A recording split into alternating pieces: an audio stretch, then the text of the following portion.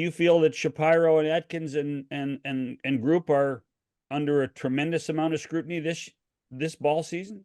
I don't think Shapiro is, because I mean, again, this is just I don't cover the team. You'd have to have a Blue Jays guy come on. But my read and sense is that he's in a great position with ownership because he has produced a infrastructure, a ballpark that's making them money. He redid the spring training facility. I give him a lot of credit. I think Atkins is under tremendous pressure. Quite frankly, I think they're better GMs. I'll just be blunt. Like I agree. I'm not a guy who sort of waves like you should be fired, but I think there are much better GMs than Ross Atkins. It's gonna, in terms of around baseball, I think you could do better. And I think this offseason, quite frankly, kind of like reinforced my thinking on that. So I think John Schneider, Ross Atkins, Pete Walker, all, maybe Mattingly, all the sort of the people where they have to have a good season. I think, John, they're all under scrutiny. And the one thing, and again, take it for what it's worth, but like, the Vegas odds makers and people like that, John Schneider is very high on the first manager to be fired list. So it's very clear that, there's a thinking that he certainly has to get him into the playoffs. And I would say, I mean, you guys tell me, if the Blue Jays go out again in the wild card round, I don't think the fans are going to be happy. That's not going to be a satisfying year for them, in my opinion. I must admit, we talked about this when the season started, but I have a difficult time thinking that this team is in the playoffs. I really do.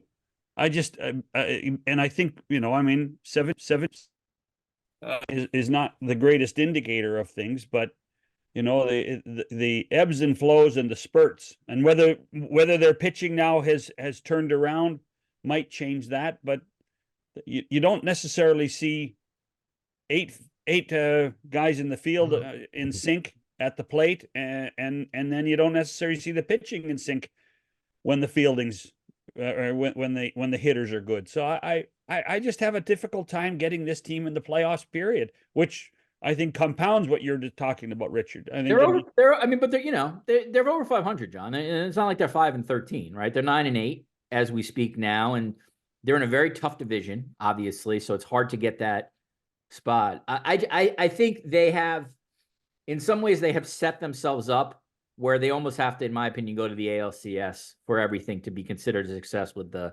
fan base. Some of that is just the way they lost the last couple of years. If you ask me today, do I think they are an American League Championship team? I would say no. But, Vladdy or Bo gets hot, Varsho gets hot, and my thinking starts to change. Gausman comes back and pitches great. My thinking changes. I think there's too much talent for them not to be over 500. So they will win more than 82 games. The real question to me is, in that great a division, what do you need to get in the playoffs? Like, is it 90? Is it 92? Like, that's the real question. Because at least as of last night, every team in the AL East was over 500. Yeah, they still are. Well, there are three teams at 9-8, right?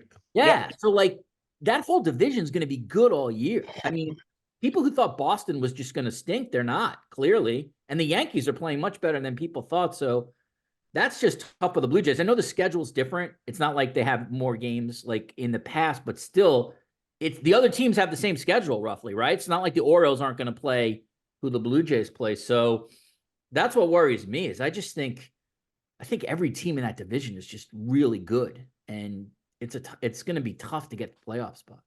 The one thing that I consider, it doesn't mean anything this time of year, but those first three series on the road were all against good teams. Yeah. Right?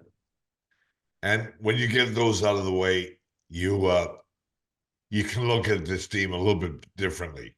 Great point. And, they got the Yankees this week, but they've got them at home now. Yep. So the Yankees are one of the best teams in baseball, but the Blue Jays could win this series quite easily. And that's the kind of thing at the end of the year you don't really think about, but it's important. Yeah, that's a great point. The one thing, Bob, is in some ways they might have gotten lucky because the Astros haven't been that good, and they got the Astros. They haven't. They've been awful. So like, maybe in some ways they got one of the best teams not playing great. That road trip, you may look back on that road trip, especially if they play better, and be like, all right, it wasn't that bad. They survived it more than anything else. But it would be nice. It'd be nice to win this series. You don't got to sweep the Yankees, but it'd be nice to win 2 out of 3. Yes, it would be good.